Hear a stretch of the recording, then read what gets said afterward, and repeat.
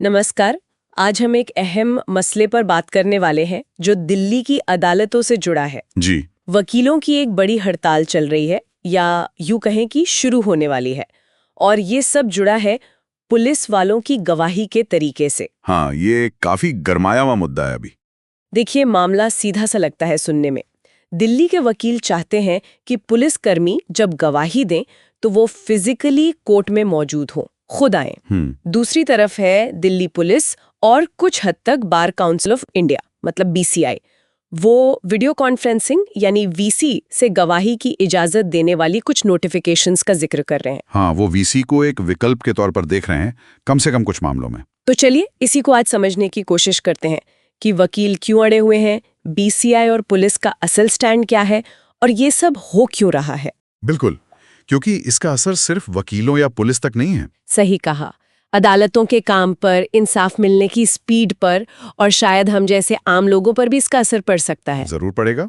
तो सबसे ताज़ा खबर से शुरू करते हैं। अभी क्या चल रहा है? ताज़ा अपडेट ये है कि दिल्ली की जो डिस्ट्रिक्ट कोर्ट्स हैं, वहाँ के वकीलों ने बार काउंसिल ऑफ इंडिया यानी बीसीआई की बातचीत की पेशकश ठुकरा दी है। ओहो, ये तो बड़ी बात है। बीसीआई तो वकीलों की सबसे बड़ी बॉडी है देश में। जी हाँ, और उन्होंने साफ कर दिया है कि सोमवार 8 सितंबर से उनकी जो अनिश्चितकालीन हड़ताल है वो प्लान के मुताबिक ही शुरू होगी। मतलब कोई नरमी नहीं। बल्कि उन्होंने कहा है कि ये पहले से ज्यादा तेज होगी, मतलब इंटेंसिटी और बढ़ेगी। अच्छा, तो उनकी मांग क्या है जिसपे वो इतना अड़े हुए हैं? उनकी मांग बिल्कुल क्लियर है और वो उससे हटने को तैयार नहीं दिखते।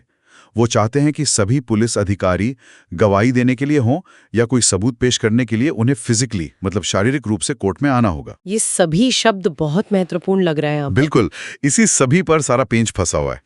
वकीलों की जो कोऑर्डिनेशन कमेटी है ना, सभी डिस्ट्रिक्ट कोर्ट बार एसोसिएशंस की मिली-जुली कमेटी, हाँ, उन्होंने बाकायदा एक रेजोल्यूशन पास किया है। उसमें यही लिखा है कि अगर उनकी ये मांग कि सभी पुलिस वाले फिजिकली कोर्ट में आएं, जिसे वो आम जनता के फायदे और निष्पक्ष सुनवाई के लिए जरूरी मानते हैं, अगर ये नहीं मानी गई तो 8 सितंबर से उनकी अनिश्चितकालीन हड़ताल जारी रहेगी और ज्यादा जोर शोर से होगी। ये तो उनके इरादे साफ जाहिर करता है। और जहां तक मुझे याद है, बीसीआई ने पहले अपील भी की थी ना कि हड़ताल टाल दें। हाँ, की थी। बीसीआई ने कहा था कि वकील हड़ताल टाल दें और 8 सितंबर को बीसीआई और बार काउंसिल ऑफ दिल्ली यानी बीसीडी के साथ एक जॉइंट मीटिंग में आए। बीसीडी जो दिल्ली के वकीलों की लोकल बॉडी है। जी। लेकिन वकीलों ने वो अपील भी नहीं मानी।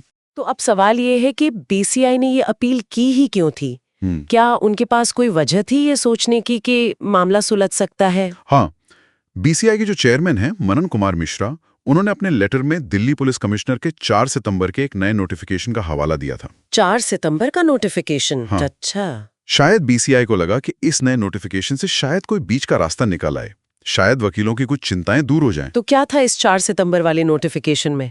क्या पुलिस ने अपना स्टैंड बदला था? पूरी तरह तो नहीं, लेकिन कुछ बदलाव थे। इसमें देखिए 2-3 खास बातें हैं।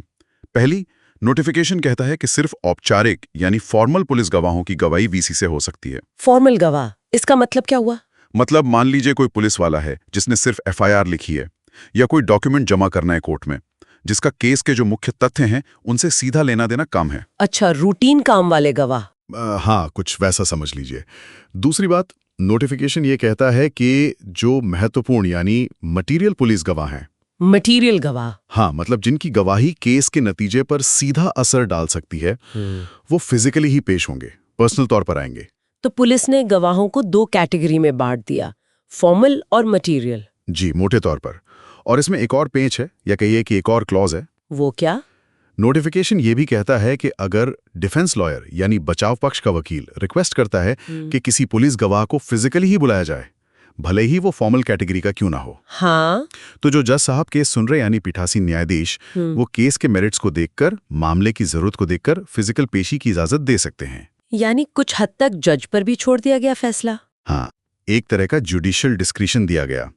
तो बीसीआई को शायद लगा होगा कि इन पॉइंट से वकीलों की चिंता कम हो जाएगी कि देखो मटीरियल गवाह तो आ ही रहे हैं और फॉर्मल के लिए भी जरूरत पड़ने पर जज बुला सकते हैं। लेकिन वकीलों को ये मंजूर नहीं हुआ, क्योंकि उनकी मांग तो सभी पुलिस वालों के लिए थी। ये फॉर्मल बनाम मटीरियल का जो बंटवारा है, ये उन्हें ठीक नहीं लगा। बीसीआई की अपनी भी तो चिंता होगी इस हड़ताल को लेकर। बिल्कुल, उन्होंने अपने लेटर में साफ लिखा भी है कि बार-बार काम बंद होने से मुवक्किलों को, खासकर जो अंडर ट्रायल कैदी हैं या जो अपराध के पीड़ित हैं, उन्हें बहुत मुश्किल हो रही है। हाँ, और उन वकीलों को भी जो काम करना चाहते हैं। जी, तो बीसीआई पर भी एक दबाव है कि कोर्ट का काम चलता रहे। शायद इसीलिए वो इस नोटिफिकेशन को एक बीच का रास्ता मान रहे थे। लेकिन वकीलों का स्टैंड क्लियर है, नो कॉम्प्रोमाइज, सभी मतलब सभी। बिल्कुल, उनके लिए ये वर्गीकरण और जज का डिस्क्रेशन काफी नहीं है। वो किसी भी तरह की वीसी गवाही पुलिस के लिए नहीं चाहते, इसीलिए उन्होंने बीसीआई की बात नहीं मानी और हड़ताल पर जाने का फैसला कर लिया। अच्छा, अब थोड़ा पीछे चलते हैं।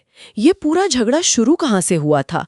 क्या ये इसी 4 सितंबर के नोटिफिकेशन से शुरू हुआ? नहीं, इसकी जड़ें थोड़ी और पीछे हैं।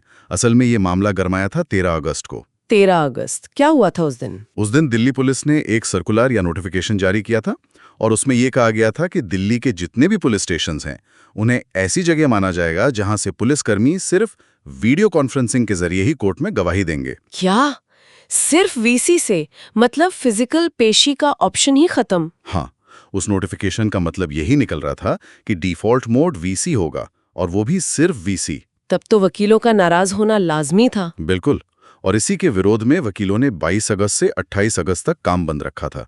वो इस मामले पर पहली हड़ताल थी। अच्छा, तो पहले भी हड़ताल हो चुकी है इसी मुद्दे पर? जी हाँ। वो हड़ताल तब रुकी थी जब दिल्ली पुलिस ने वो 13 अगस्त वाला नोटिफिकेशन वापस ले लिया था। अच्छा, वो वापस हो गया था। हाँ, और साथ में ये भी खबर आई थी कि होम मिनिस्टर अमित शाह वकीलों के डेलीगेशन से मिलने को तैयार हो गए हैं।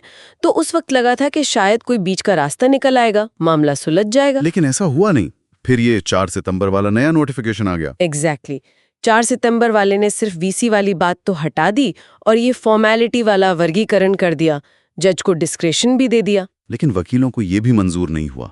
हाँ, उन्हें शायद लगा कि ये उसी पुरानी बात को घुमा फिरा कर कहने का तरीका है। मतलब भले ही सिर्फ शब्द हटा दिया, लेकिन वीसी को किसी न किसी रूप में लागू करने की कोशिश हो रही है, जो उनकी मूल मांग के खिलाफ है। इसीलिए वो फिर से भड़क गए और अब अनिश्चितकालीन हड़ताल का ऐलान कर दिया है। तो ये तो बड़ी अजीब सिचुएशन है। एक तरफ पुलिस है जो शायद वीसी को ज्यादा एफिशिएंट मानती होगी। बिल्कुल, अगर हम थोड़ा बड़ा पिक्चर देखें तो ये टेक्नोलॉजी बनाम ट्रेडिशनल जुडिशियल प्रोसेस का मामला लगता है। पुलिस के नज़रिए से सोचें तो वीसी से शायद समय बचता है, पुलिस फोर्स का बेहतर इस्तेमाल हो सकता है। गवाही के लिए पुलिस वाले को कोर्ट आने जाने, इंतजार करने में काफ़ी टाइम और मैन पावर लगता होगा। हाँ, ये बात तो समझ में आती। आजकल तो वैसे भी बहुत सी चीजें ऑनलाइन हो रही हैं। सही बात है। लेकिन दूसरी तरफ वकील हैं। उनका क्या तर्क है फिजिकल पेशी पर इतना जोर देने का? सिर्फ परंपरा की बात है या कोई और गहरी वजह है? नहीं, ये सिर्फ परंपरा की बात नहीं है। उनका मेन आर्ग्यूमेंट फेयर ट्रायल यानी निष्पक्ष सुनवाई के सिद्धांत से जुड़ा है। फेयर ट्रायल कैसे? उनका मानना है कि जब गवाह कोर्ट में फिजिकली मौजूद होता है, खासकर जब उससे जिरा होती है, क्रॉस एग्जामिनेशन होता है, हाँ, तो जज उसके हाव भाव, उसकी बॉडी लैंग्वेज, उसकी आवाज का उतार चढ़ाव, उसकी हिचकिचाहट या उसका कॉन्फिडेंस, ये सब बारीकियां देख और महसूस कर सकते हैं। और ये सब सच्चाई का पता लगाने में बहुत मदद करता है। अच्छा, मतलब नॉन वर्बल क्यूज। बिल्कुल, उनका कहना है कि वीडियो स्क्रीन पर ये सब चीजें उतनी साफ पकड़ में नहीं आती। कनेक्शन प्रॉब्लम हो सकती है, आवाज साफ नहीं आ सकती, एंगल ठीक नहीं हो सकता, और खासकर क्रिमिनल केस में जहां किसी की आजादी या सजा का सवाल हो, वहां गवाह की विश्वसनीयता परखना बहुत जरूरी हो जाता है। ये भी एक वैलिड पॉइंट लगता है। तो एक तरफ एफिशिएंसी और मॉडर्नाइजेशन है, दूसरी तरफ फेयर ट्रायल और स्थापित प्रक्रियाएं। सटीक। और ये जो फॉर्मल बनाम मटेरियल गवाह का भेद करने की कोशिश हुई है 4 सितंबर के नोटिफिकेशन में, हाँ, ये भी इसी टेंशन को दिखा रहा है। सुनने में तो ठीक लगता है कि जो सिर्फ कागज जमा करने आया वो वीसी से आ जाए, लेकिन प्रैक्टिकली ये लाइन खींचना कितना मुश्किल होगा। मतलब कौन तय करेगा कि कौन फॉर्मल है और कौन मटेरियल? हाँ, और क्या इस पे हर केस में बहस नहीं होगी? वकील कहेंगे ये मटेरियल है, पुलिस कहेगी ये फॉर्मल है, फिर जज फैसला करेंगे। इसमें भी तो टाइम लगेगा। तो वकीलों को शायद डर है कि ये धीरे धीरे सभी गवाहों के लिए नॉर्म बन जाएगा। हो सकता है उन्हें लग रहा होगा कि ये फिजिकल पेशी के महत्व को कम करने की एक शुरुआत है। ये वाकई एक बड़ा सवाल खड़ा करता है कि हमारी न्याय व्यवस्था में टेक्नोलॉजी का रोल कितना होना चाहिए, कहाँ एफिशिएंसी के लिए इसे अपनाना चाहिए और कहाँ निष्पक्षता के लिए पारंपरिक तरीकों पर टिके रहना चाहिए। यही सबसे बड़ा सवाल है। और ये सिर्फ दिल्ली की बात नहीं है। कोविड के बाद से तो पूरी दुनिया में कोर्ट से सवाल से जूझ रहे हैं। कहीं वीसी को बहुत अपनाया गया है, कहीं इसका विरोध है। और क्रिमिनल मामलों में ये बहस और भी ज्यादा तीखी होगी शायद। बिल्कुल, क्योंकि क्रिमिनल जस्टिस में स्टेक बहुत हाई होते हैं। मानवाधिकार, फेयर ट्रायल के सिद्धांत, ये सब बहुत मायने रखते हैं। और इस पूरे खींचतान का, इस हड़ताल का असर किस पर पड़ रहा है सबसे ज्यादा? जाहिर है आम आदमी पर, लिटिगेंट्स पर। जब वकील काम बंद कर देते हैं तो कोर्ट का काम लगभग ठप हो जाता है। केसों की तारीखें आगे बढ़ जाती होंगी। हाँ, मुकदमों की सुनवाई टल जाती है। जो लोग जमानत का इंतजार कर रहे हैं उन्हें और इंतजार करना पड़ता है। जिनके केस बरसों से लटके हैं वो और लटक जाते हैं। और अंडर ट्रायल कैदी, उनकी हालत और खराब होती है। उनकी सुनवाई नहीं हो पाती, वो बेवजह ज्यादा समय जेल में बिताते हैं। न्याय में देरी होती है और कहा जाता है justice delayed is justice denied. हाँ, न्याय में देरी अन्याय के बराबर है। और उन वकीलों पर भी असर पड़ता है, खासकर जूनियर वकीलों पर, जिनकी रोज के प्रैक्टिस से ही घर चलता है। तो इसका असर बहुत मल्टी डायमेंशनल है। तो अगर हम इस पूरे मामले को समेटना चाहें, इसका सार क्या है? सार ये है कि ये सिर्फ दिल्ली के वकीलों की एक हड़ताल भर नहीं है। ये एक सिम्टम है। ये दिखाता है कि जब हम लीगल सिस्टम में टेक्नोलॉजी लाने की कोशिश करते हैं तो वो कितना कॉम्प्लेक्स हो सकता है। खासकर जब वो दशकों से चली आ रही प्रैक्टिसेस ऑफ फेयरनेस की धारणाओं से टकराता हो। बिल्कुल, ये रूल ऑफ लॉ और फेयर ट्रायल जैसे बुनियादी सिद्धांतों से जुड़ा मामला है। एक तरफ मॉडर्न बनने की, एफिशिएंट होने की जरूरत है, दूसरी तरफ जस्टिस के जो कोर प्रिंसिपल्स हैं उन्हें बनाए रखने की चुनौती है। और ये भी कितना दिलचस्प है कि पुलिस विभाग का एक एडमिनिस्ट्रेटिव फैसला, एक नोटिफिकेशन पूरे जुडिशियल सिस्टम को कैसे हिला सकता है। हाँ, और बीसीआई जैसी नेशनल बॉडी को बीच में आना पड़ रहा है। ये दिखाता है कि हमारे सिस्टम के अलग अलग पिलर्स, जुडिशरी, एग्जीक्यूटिव, पुलिस और बार, इनके बीच का बैलेंस कितना जरूरी और कभी-कभी कितना नाजुक हो सकता है। तो संक्षेप में कहें तो वकील चाहते हैं 100% फिजिकल पेशी, नो एक्सेप्शन।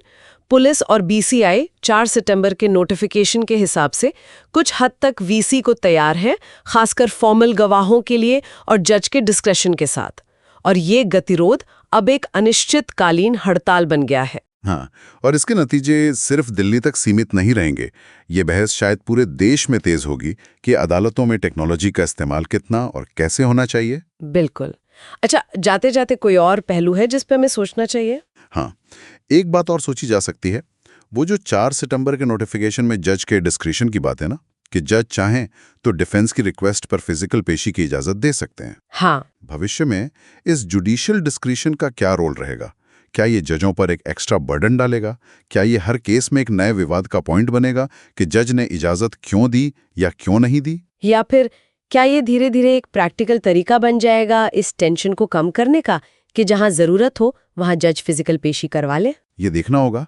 क्या ये एक सेफ्टी वॉल्व की तरह काम करेगा या खुद एक प्रॉब्लम बन जाएगा? ये वक्त ही बताएगा। वाकई ये देखने वाली बात होगी। ये पूरी सिचुएशन हमें यही दिखाती है कि कानून की दुनिया में परंपरा, तकनीक और न्याय के जो ऊंचे आदर्श हैं, उनके बीच तालमेल बिठाना कितना मुश्किल भी है और कितना जरूरी भी। ये सिर्फ नियमों या प्रोसीजर की बात नहीं है। ये भरोसे की, पारदर्शिता की और इंसाफ तक सबकी पहुंच की बात है।